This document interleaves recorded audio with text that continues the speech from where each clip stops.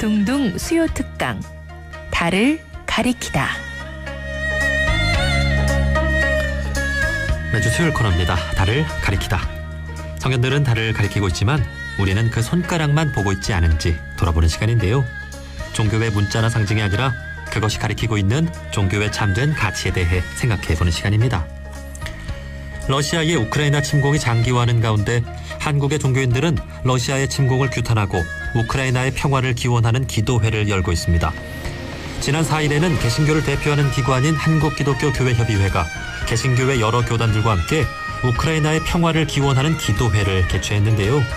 이날 기도회에는 한국 정교회도 함께했습니다. 정교회는 러시아와 우크라이나의 주된 종교이기도 하죠. 자, 오늘은 러시아의 우크라이나 침공에 대해 우리 종교인들이 할 수 있는 일은 무엇이 있을지 한국정교회 임종훈 신부님과 말씀 나눠보도록 하겠습니다. 신부님 안녕하세요. 네, 안녕하세요. 반갑습니다. 예, 반갑습니다. 자, 우선 한국정교회에 대해 잘 모르는 분들도 많이 있을 것 같은데요. 정교회에 대한 소개부터 좀 부탁드립니다. 예, 그러겠습니다. 먼저 제가 그러한 그 원불교 교무님들하고 우리 세상 평화를 위해서 협력할 때가 간혹 그리고 많이 있었습니다. 근데 이번에 교인 여러분과 이렇게 또 만나게 돼서 반갑고 기쁘고요. 아마 많은 분들이 저희 정교회를 모르시는 분들이 계실 것 같습니다.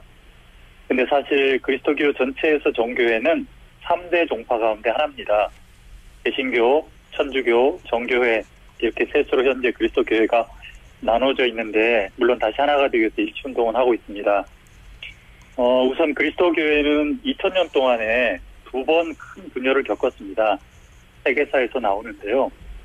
처음에는 1514년 서방교회 천주교회하고 동방교회 정교회로 나눠졌고요. 다음에는 천주교 안에서 16세기에 일어난 종교개혁 이후로 많은 개신교인들이 새로 생겨났습니다. 정교회 교인들은 전 세계적으로는 한 3억 명 가까이 됩니다.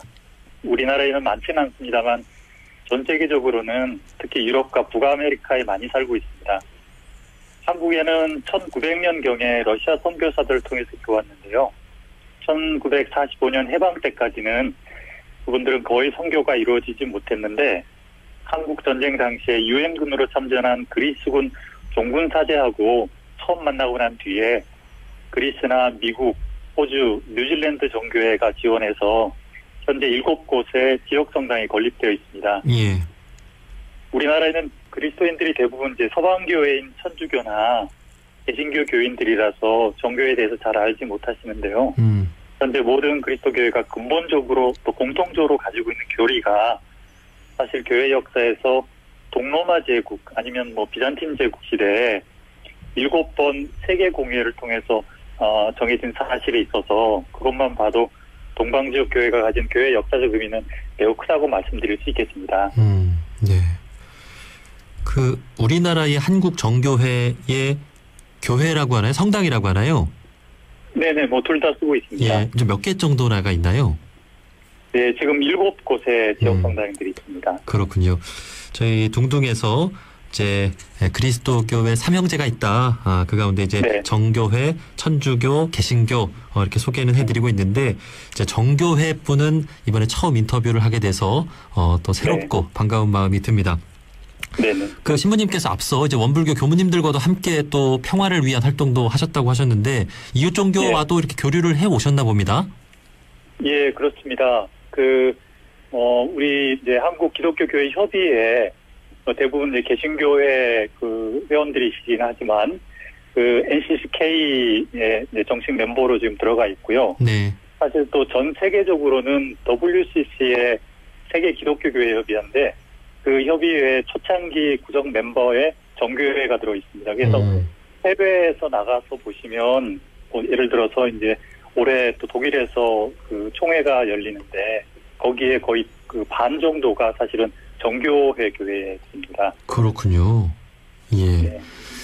자, 이 정교회를 그 동방정교회 혹은 러시아 네. 정교회라고도 좀 부르는 것 같은데 이게 어떻게 다른 거고 어떻게 부르는 게 맞는 건가요? 예. 그 부분도 많이 물어보시는 부분인데요. 앞에서 말씀드린 대로 이제 동방교회를 정교회라고 할 수 있는데요. 종교회에는 여러 민족교회 또 혹은 지역교회들이 있습니다. 그리고 그 교회들은 각자 전체 종교회 안에서 이제 독립되어 있고 자치를 이루고 있는 점을 좀 보셔야 됩니다.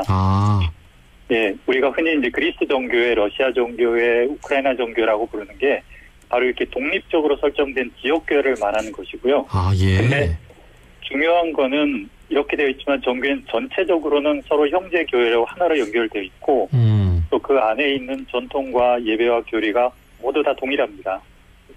특히 말씀하신 러시아 종교회는 전체 중에 하나인 그러니까 n분의 1이라고 할 수가 있고 또 여러 지역 교회들 중에 하나입니다. 네. 그래서 근데 이제 전체 종교회를 대표하는 곳이 있는데 그거는 콘스탄티노플 교회입니다. 그 교회 역사에서 천수백 년 동안 지금까지도 콘스탄티노플 여기는 지금 이제 이스탄불로 이름이 바뀌었는데 여기에 세계 총대주교청이 있어서 천주교 교황과는 좀 다른 모습으로 전체 지역의 전 세계 종교회를 대표하고 있습니다. 네.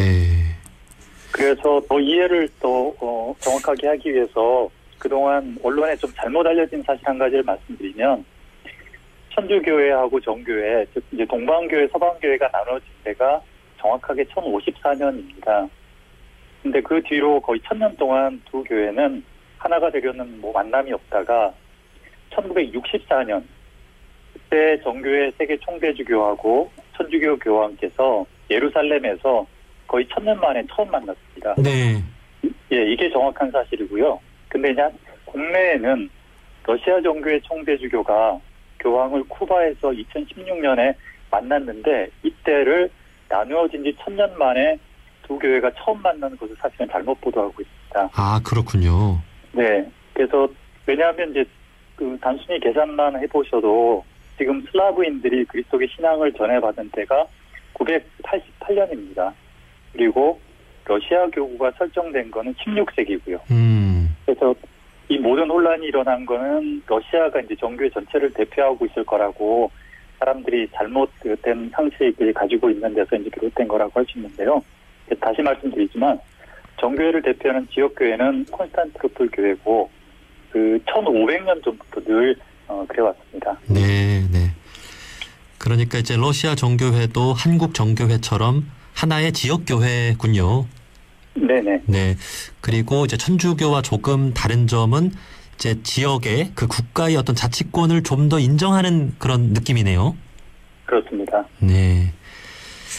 자, 말씀해 주신 대로 러시아 정교회도 있고 또 우크라이나 정교회도 있고 그렇게 네. 이 두 나라의 정교회 신자들이 많은 것으로 알고 있습니다. 자, 그런 네네. 만큼 지금의 상황, 이제 한국 정교회에서도 참으로 안타까운 마음으로 지켜보고 있을 것 같은데요. 자, 신부님께서는 좀 지금의 상황 어떻게 보고 계십니까? 네. 러시아 인구 한 1억 4, 5천만 명 정도 되고요. 우크라이나 인구도 한 4, 5천만 명 됩니다. 그리고 다른 종교보다도 월등하게 많이 그곳에 정교회 신자들이 있습니다. 그리고 우크라이나 교회의 역사는 거의 1000년입니다.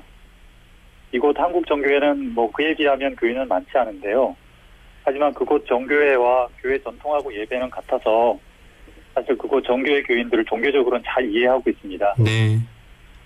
저희가 이제 가정을 한번 해서 정교회 교인들이 그렇게 많은 러시아에서 전쟁을 일으킨 지도자하고 정치 세력들이 만약에 진정한 정교인이었더라면은 그 사람들이 그리고 진정으로 평화를 바라는 종교인이었더라면은 아마 애초에 이 전쟁은 시작되지 않았을 거고요. 네. 계속 진행되지도 않았을 겁니다. 제가 알기로 원불교인들께서 중요하게 여기시는 신앙적 자세도 평화를 이루어가는 생활과 수행이라고 알고 있는데요. 네, 네. 어느 종교이든지 진정으로 종교적 삶을 산다면은 어떻게 해서라도 자신의 개인적 삶의 싸움이나 전쟁이나 하는 것들은 끌어들이려고 하지 않을 겁니다. 우리가 분명하게 확인해야 할 게 하나 있다고 생각하는데요. 이번 우크라이나 전쟁은 전 세계 모든 사람들이 실시간으로 영상과 증언으로 보고 듣고 있다시피 러시아의 한 정치 지도자가 일으킨 전쟁입니다. 네. 전쟁을 일으킨 이유야 뭐 여러 가지 그럴듯하게 끌어올 수 있을 겁니다만 뭐 2차 세계대전에서 유대인과 유럽인들을 엄청나게 사륙했던 히틀러에게도 어찌 그럴듯한 정치적 이유가 없었겠습니까? 문제는 인간을 죽이면서까지 자신의 정치적 목적을 달성하려는데 그 문제가 있는 게 아니겠습니까? 네. 그리고 정치적 논리는 그렇다고 하더라도 종교를 살펴보면 어떤 종교가 또 어떤 종교 지도자가 다른 인간을 죽여서 자기 목숨 살리라고 하고 다른 민족을 죽여서 자기 민족을 살리라고 가르치겠습니까? 예. 그렇게 가르치는 건 종교가 아니라 정치 이데올로기입니다. 종교인이 아니라 정치인입니다. 오로지 정치만이 인간을 죽이는 사륙을 정당화하고 있는데요. 분명히 종교는 다릅니다. 네. 그리고 또 달라야 합니다. 그렇습니다. 지금 그 러시아 내에서 이제 그 평화의 목소리, 이제 반전 시위가 계속해서 일어나고 있습니다. 당연히 네네. 러시아 정교회 신자분들도 이제 평화의 목소리를 내고 있을 것 같은데 혹시 어떻게 좀 전해 네네. 듣고 계십니까? 근데 예, 그 시민들의 이제 반전이 그 운동이 있다는 거는 저희도 보고 있고요. 근데 안타깝게도 정교회 교인들이 다수인 러시아 안에서 종교인들이 특히 정교인들이 전쟁을 반대한다는 목소리가 잘 들리진 않습니다. 아, 예. 러시아 사람들은 이 전쟁을 또 전쟁으로 부르지 않는다고도 하는데요. 이번 전쟁에서 우크라이나에서 많은 희생자가 생긴 것을 러시아 사람들이 인정하지 않는다는 겁니다. 근데 이제 어떤 언론에서 150명의 러시아 정교회 성직자들이 전쟁 반대 목소리를 냈다고 하는데요. 직접 선언문을 살펴보니까 그 사제들하고 수도사들도 전쟁을 반대한다고 주장한 건 아니었습니다. 아, 예. 단지 총을 쏘지 말라고만 하고 침략 자체를 반대한 것은 아니었습니다. 그리고 게다가 극히 일부의 성직자들만 그 정도라도 하고 있고요. 네. 오히려 전반적으로는 러시아 정교의 분위기는 러시아를 지키기 위한 전쟁을 민족주의적인 이유로 찬송하고 있는 것으로 알고 있습니다. 그렇군요. 그래서 전쟁터로 가는 군인들한테 잘 싸우고 이겨서라고 축복해서 보내고 있다고 하고요. 러시아 정교의 성직자들이 이제 이 전쟁 축복 때문에 많은 우크라이나 성당들이 파괴되고 있고 현재 우크라이나 정교인들이 목숨을 잃었습니다. 근데 이제 옛날에 슬라브인들한테 이제 교회가 이제 전해진 뒤에 지금 이제 우크라이나 키이우를 통해서 러시아의 정교회가 전해진 걸 다들 아시는지 모르겠는데요. 이 키이우를 이제 지금 러시아 군대가 무기로 공격하고 있습니다. 근데 불과 몇 년 전에 러시아 정교회 총대주교가 우크라이나를 방문했을 때는 이 키이우 교회를 어머니 교회라고 불렀습니다. 네. 근데 그들의 어머니 교회가 현재 전쟁으로 파괴되고 있는 거를 정말 러시아 정교회 신자들은 가슴 아프게 생각했으면 좋겠습니다. 네. 지금 러시아에 정말 많은 그 종교인들이 정교회 분들이실 텐데 참 네. 이분들도 평화의 목소리를 마음껏 내지 못하고 있는 그런 상황. 네. 참으로 안타깝습니다. 예. 네, 그렇습니다. 자, 그럼에도 최근 그 러시아 정교회 키릴 총대주교가 평화회담을 중재할 적임자다라는 그런 평가와 기대도 있는 것 같은데요. 그러면 이거는 좀 불가능할까요? 지금 WCC, 그러니까 세계 기독교 교회라고 하는 전 세계적으로는 그리스도 교회 최대 협의체에서 러시아 정교회 최고 지도자인 키릴 모스크바 총대주교에게 3월 2일에 편지를 보낸 건 사실입니다. 이 편지를 보낸 요한 사우카 사무총장 대리도 루마니아 정교회 인도인데요. 내용은 전 세계인들이 평화적인 해결책을 찾고 있으니 고통과 전쟁을 중단할 수 있도록 중재를 좀 해주셨으면 한다는 요청을 한 것입니다. 근데 아마 키릴 총대주교가 러시아 정교회라는 종교를 대표하신다면 전쟁 반대를 위한 노력을 해야겠죠. 하지만 그분이 러시아인하고 러시아 민족을 대표한다면 전쟁을 반대하는 노력을 기대하는 것은 좀 부질없는 게 아닌가 하는 게 다른 많은 정교인들의 생각입니다. 왜냐하면 키릴 총대주교는 2월 23일, 그러니까 이제 러시아 군대가 우크라이나 공격하기 바로 전날에 또 그날은 또 러시아에서는 조국 수호의 날이라고 하는데 모스크바 크렘린의 벽 앞에 무명용사 묘지에 그분이 헌화하시고 러시아 애국가가 울려 퍼진 뒤에 또 사령관들과 함께 집결해 있는 러시아 군인들 앞에서 모든 군인은 국가가 필요로 하면 나가서 싸워야 한다고 연설했습니다. 아, 그래요? 전쟁이 일어나기 바로 전날입니다. 원불교 교인들께서는 군대나 전쟁에 관한 이런 식의 설교나 연설을 여러분의 성직자들한테서 들어보신 적 있는지 모르겠습니다. 종교 성직자들이 군대에 가서 군인들을 위해 봉사하는 이유는 침략 전쟁을 격리하기 위한 게 아닙니다. 그래서 키릴 모스크바 총대주교의 모습은 좀 잘 분별하셔서 살펴보셨으면 합니다. 네. 나라를 지키는 것과 이제 침략을 하는 것은 분명히 다른 문제죠. 우리 종교가 그 각국의 어떤 군인들에게 전하는 메시지도 아마 그래야 할 겁니다. 예. 네네. 자, 이러한 상황에서 우리나라 종교계도 어제 평화의 목소리를 내고 있습니다. 지난 4일에는 개신교계가 함께 기도회를 열었다고 들었는데요. 어떤 기도회였습니까? 네, 그렇습니다. 오늘도 우리나라에 있는 모든 양심 있는 개인들과 단체들이 우크라이나 전쟁을 반대하고 평화가 찾아오길 기원하고 있습니다.